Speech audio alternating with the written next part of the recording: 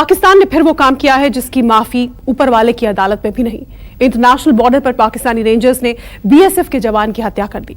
हत्या करने के बाद शव के साथ बर्बरता की। हर भारतीय इस वक्त सिर्फ एक बात कह रहा है कि नरेंद्र सिंह की हत्या का बदला लिया जाए।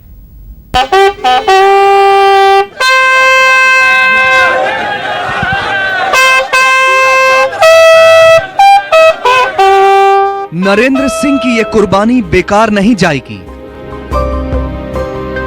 हम सिर्फ गर्व नहीं करते रह सकते हैं आखिर तक।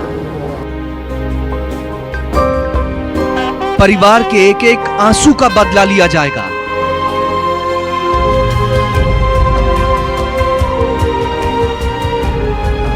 बाद में किसी और की डेथ होगी, हम फिर गर्व करेंगे। पाकिस्तान के हर पाप का इंतकाम लेगा हिंदुस्तान।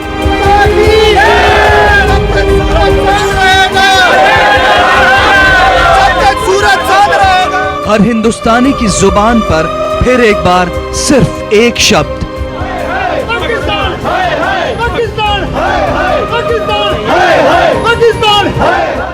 बदला, बदला, बदला। पाकिस्तान ने फिर ऐसा पाप किया है जो उसका खुदा भी माफ नहीं करेगा। हमारे बीएसएफ जवान को अगवा किया, कई घंटों तक उसे तड़पाया, फिर उसकी हत्या की।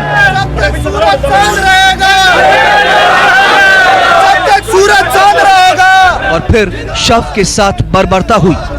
शहीद जवान नरेंद्र सिंह का पार्थिव शरीर आज उनके पैतृक गांव सोनीपत पहुंचा। शव को देखते ही पूरा गांव चीख पड़ा। गांव के हर कोने से रोने की आवाज आ रही थी। हम सिर्फ गर्व नहीं करते रह सकते ना आखिर तक। हम लोग सब गर्व करेंगे, बाद में किसी और की डेथ होगी, हम फिर गर्व करेंगे। ठीक है, हम सारी चीजें गर्व कर देंगे, ठीक है, पर हमें एक्शन चाहिए। जो मेरे पति ने इतनी बड़ी शहादत दी है, देश के लिए कुर्बानी दी है, उसके लिए मुझे गर्व है। परिवार ही नहीं, नरेंद्र सिंह के आखिरी दर्शन करने आए हर शख्स का खून खौल रहा था।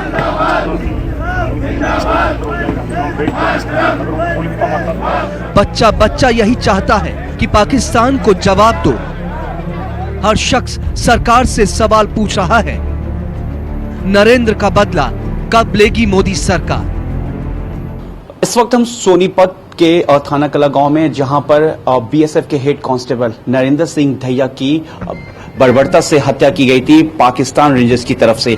तो ऐसे में इस वक्त मेरे साथ उनके परिवार और गांव के लोग मौजूद हैं, जहां एक तरफ लगातार आतंकी हमला बढ़ रहा है और ऐसे में पाकिस्तान किसी भी हरकत से परहेज नहीं आ रहा है। समस्या का समाधान बातचीत से हो जाए तो वो बेटर है कंपैरेटिवली। इतनी कैजुअलिटी हो रही है जो बॉर्डर पे दोनों तरफ से ही हो रही है, हमारे घर में ही हुई है, तो बेटर तो ये है कि समस्या का समाधान बातचीत से हो जाए और ये कैजुअलिटी रुक जाए। मंगलवार को जम्मू के रामगढ़ सेक्टर की अंतर्राष्ट्रीय सीमा पर पाकिस्तान ने बीएसएफ जवानों पर अचानक फायरिंग शुरू कर दी। उस वक्त बीएसएफ की एक टीम सीमा पर झाड़ियों को काटने का काम कर रही थी ताकि कोई घुसपैठ ना हो सके, इसलिए उन्हें फेंसिंग को पार करना पड़ा। इसी फायरिंग की आड़ में पाकिस्तानी रेंजर्स ने नरेंद्र सिंह को अगवा कर लिया। भारत पाक अंतर्राष्ट्रीय सीमा के रामगढ़ सेक्टर में बीएसएफ के जवानों पर पाकिस्तानी रेंजरों ने अचानक फायरिंग शुरू कर दी। ये फायरिंग उस समय की जब बीएसएफ के जवान बॉर्डर पर सफाई का काम कर रहे थे, यानी बीएसएफ के जवान सरकंडा जो कि ऊंची ऊंची घास होती है उसकी सफाई में लगे हुए थे। उसी समय बॉर्डर पर गात लगाकर बैठे पाकिस्तान के बीएटी यानी बॉर्डर एक्शन टीम के लोगों ने हमारे जवानों पर फायरिंग की। जवान मोर्चा संभाला, लेकिन एक जवान उस समय पाकिस्तान ने अगवा कर लिया और उसे अपने साथ ले गए। कई घंटों तक हमारे जवान को उनके साथियों ने ढूंढा, लेकिन जवान का कुछ पता नहीं चला। यह मामला इंटरनेशनल बॉर्डर का है, जो कि अपने आप में पहला मामला है। बीएसएफ कई घंटों तक लापता नरेंद्र सिंह की तलाश करती रही, लेकिन जब उनका शव मिला तो हर किसी के रोंगटे खड़े हो गए। 51 वर्षीय नरेंद्र की हत्या करने से पहले उन्हें यातनाएं दी गई थी। पाकिस्तान ने उनके शव के साथ दरिंदगी की सारी हदें पार कर दी। पाकिस्तान का घिनौना चेहरा सबके सामने आ चुका है। अगवा किए गए बीएसएफ के जवान को घंटों तक पाकिस्तान ने अपने पास रखा और उसे बुरी तरह से प्रताड़ित किया। यही नहीं, पाकिस्तान ने जब उस जवान की सांसें रुक गई तो उसके शव के साथ भी बर्बरता की और सारी हदों को लांघ दिया। उसके बाद पाकिस्तान ने उस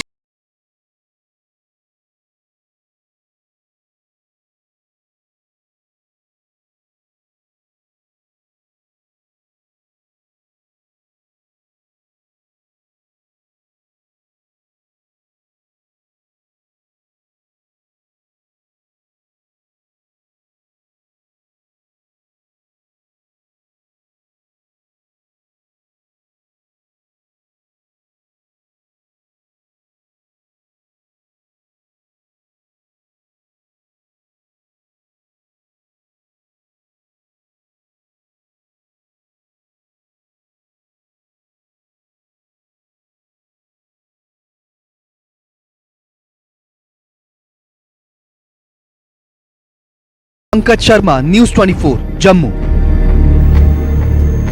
29 सितंबर 2016 ये वो तारीख है जिस पर हर भारतीय गर्व करता है।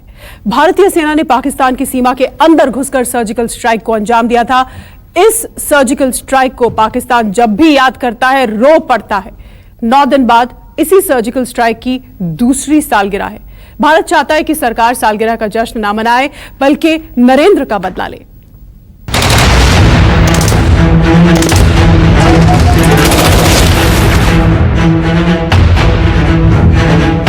अट्ठाईस 29 सितंबर 2016 की दरमियानी रात भारतीय जवानों ने पाकिस्तान को ऐसा जख्म दिया जो वो कभी नहीं भूल पाएगा। उड़ी हमले का बदला भारतीय जवानों ने पाकिस्तान के अंदर घुस कर लिया। आतंकियों के ठिकाने बर्बाद कर दिए। कई आतंकियों को मौत की नींद सुला दिया। एक बार फिर ऐसे ही बदला लेने की जरूरत है भारत को।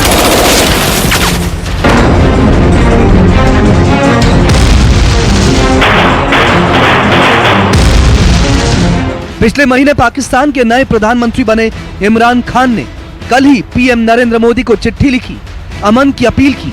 सबसे महत्वपूर्ण बात यह कि वो चाहते हैं कि विदेश मंत्री सुषमा स्वराज और शाह महमूद कुरैशी के बीच वार्ता हो।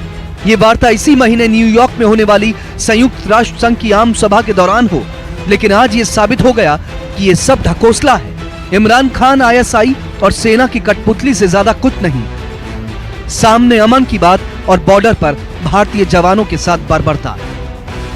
न्यूज 24 मोदी सरकार से इस सवाल करता है कि क्या मोदी सरकार को इमरान का कोई भी न्योता कबूल करना चाहिए?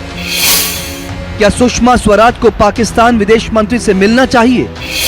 सर्जिकल स्ट्राइक का जश्न मनाना चाहिए या फिर एक और सर्जिकल स्ट्राइक करनी चाहिए? हालांकि विदेश मंत्रालय का कहना है कि यह मुलाकात होगी, लेकिन ज्यादा बात नहीं होगी। पाकिस्तान के रिक्वेस्ट के बाद हमने ये तय किया है कि हमारे विदेश मंत्री और पाकिस्तान के विदेश मंत्री के बीच न्यूयॉर्क में यूएनजीए के साइडलाइंस में ये मीटिंग होगी। जो समय है, जो तारीख है, वो जो हम दोनों के परमानेंट मिशन है, उन दोनों के बीच में कंसल्टेशन से इसको तय की जाएगी। बीएसएफ जवान के साथ हुई बर्बरता के बाद कांग्रेस भी मोदी सरकार से कई सवाल पूछ रही है। क्या नरेंद्र सिंह की हत्या पीएम को झकझोर नहीं रही? कहां गया 56 इंच का सीना और कहां गई लाल आंखें? कहां गया एक के बदले 10 सिर लाने का वादा? शहीद नरेंद्र सिंह ने तो शहीद हेमराज की तरह भारत माता के प्रति अपनी कुर्बानी देकर अपना कर्ज निभा दिया। पर प्रश्न ये है कि आज के हुक्मरान अपनी जिम्मेवारी कब निभाएंगे? कहां गया 56 इंच का सीना और कहां गई पाकिस्तान को दिखाई जाने वाली लाल आंख? कब निर्णय होगा पाकिस्तान के साथ? जवान की हत्या के बाद कांग्रेस मोदी सरकार पर सवालों की बौछार कर रही है, लेकिन क्या कांग्रेस अपने नेता नवजोत सिंह सिद्धू से भी सवाल करेगी, जो इमरान खान के शपथ ग्रहण समारोह में पाकिस्तान गए? न सिर्फ वहां गए, बल्कि बड़ी गर्मजोशी से पाकिस्तान सेना अध्यक्ष कमर जावेद बाजवा के गले मिले। अगली बार सिद्धू कभी बाजवा के सामने आए तो एक बार शहीद नरेंद्र सिंह का चेहरा जरूर याद कर लें। Bureau report, news 24।